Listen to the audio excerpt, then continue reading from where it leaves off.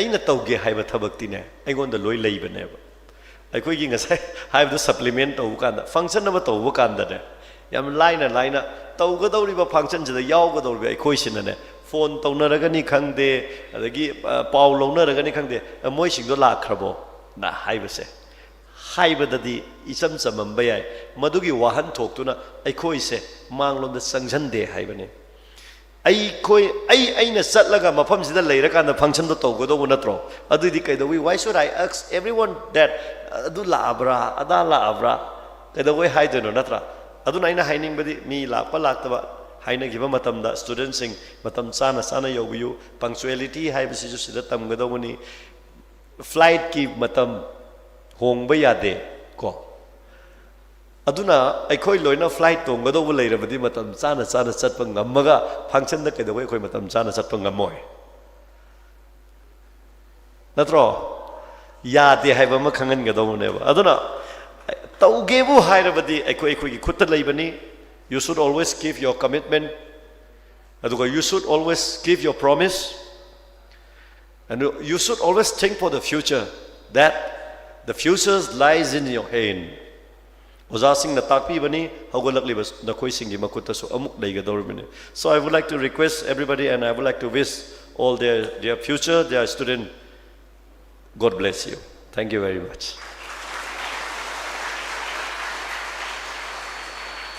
Saknaidaba actor, singer Hamom Sadananda Singh ngasige khoige special guest wahi manga tradang thambirana baina koida Sadananda bu kokshin jari.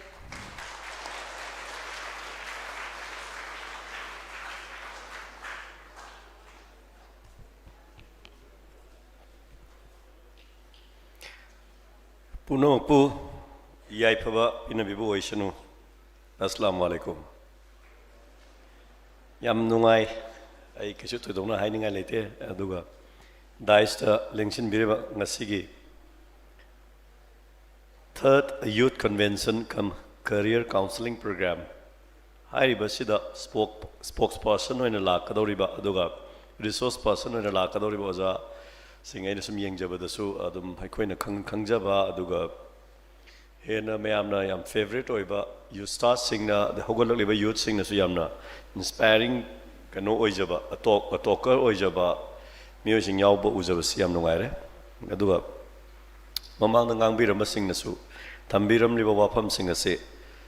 phanana ba ngaktani phahanning bagi ngaktani pharak kadaba oihaning bagi ngaktani haiba waisima aigi ahan moina thamjaraga daista hauji madam chana lengjan birakraba punamakpu aina amamam tang oina ming panjadraga su daista lengjan biriba punamak sing loinana student sing ngasi isidagi yengbada yam phajaba yam discipline maintain tauba aduga aikoi gi londa thaksi khasi haibase student sing da uba phangjaba se yam nungai jaba aduga aikoi se manglomda changsin bagi mami amadi tarabra haibadudi aina stage gi ujaba kanda leiriba student singi mong matau yam silent oina phamba aduga yam discipline leina yam phajaba isagi uniform se masana na selaga leibasi ubuda I think our future is becoming more brighter noi uraga hena thamoida apian ba phawe God bless you thank you very much aduga matam future ekhoigi youth sing pharakpa future pharakpa haibase youth sing gi khutasu yam lei aduga makoi bu guide to wigadawa sing sina already experience leiraba oza sing scholars sing well learned sing gi makha yamna poli as well as guardians and parents are very much important to take their role for their children to make their future bright and hoi imung manungi leiriba ima ipa singisu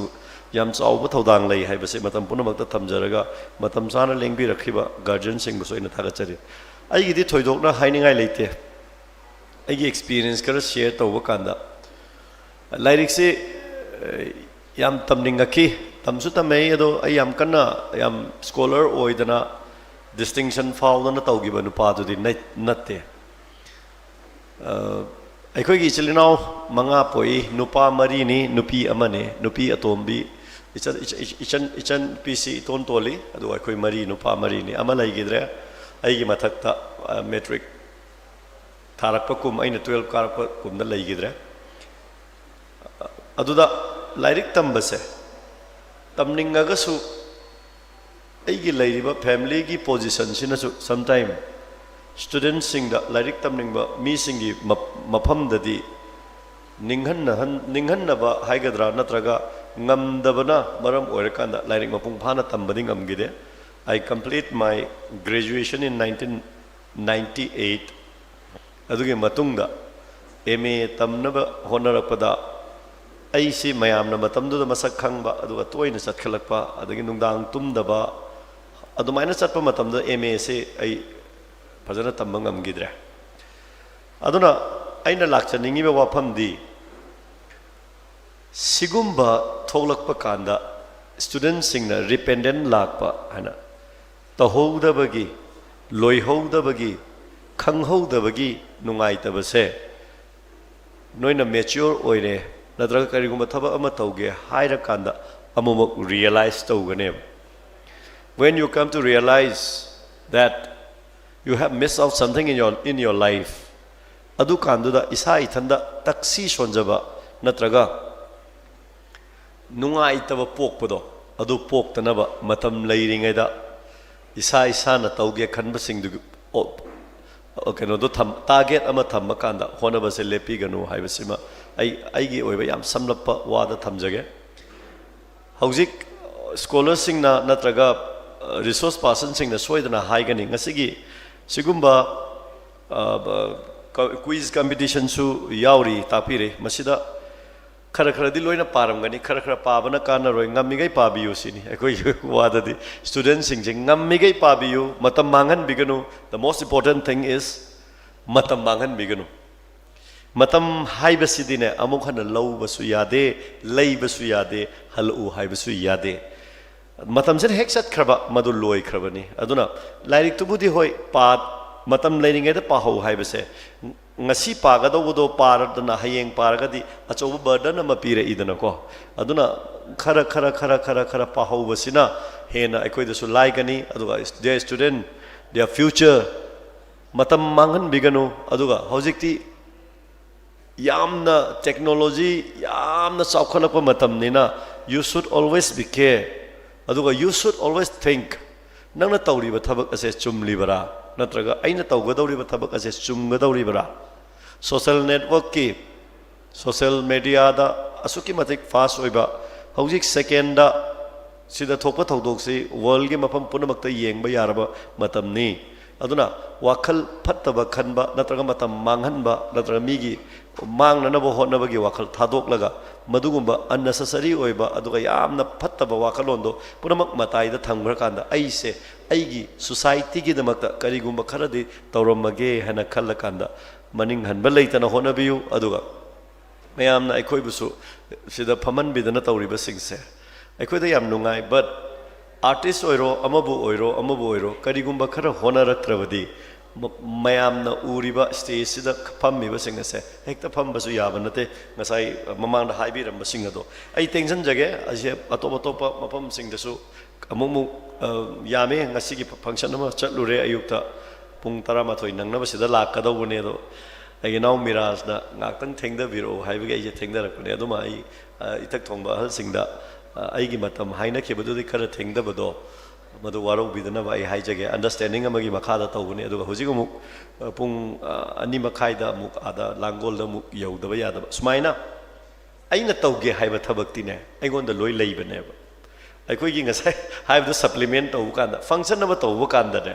yam laina tawgadawriba function jida yawgadawriba aikoi sinane phone tawnaragani khangde adagi paw lawnaragani khangde moi singdo lakhrabo na haibase haibadadi isam samamba yai madugi wahan thoktuna aikoi se manglonda sangjande haibane aikoi aina satlaga mafam sida leirakanda function do tawgadawu natro adudi kaidawi why should I ask everyone that adu laabra ada laabra kaidawi haidono natra aduna aina haining badi mi lakpa laktaba haina giba matamda students sing matam sana yogu punctuality haibasi ju sida tamgadawuni flight ki matam hong ba yade ko aduna aikoi loina flight tonggadau leirabadi matam chana chana chatpa ngammaga function da kedawai khoi matam chana chatpa ngammoi natro yade haiba ma khangan gadau ne ba aduna taugebu hairabadi aikoi gi khutta leibani you should always give your commitment aduga you should always give your promise and you should always think for the future that the future lies in your hand Oza sing na takpi bani haugalak libas na koi singi makuta so amuk leigador bani. So I would like to request everybody and I would like to wish all their future, their student, God bless you. Thank you very much.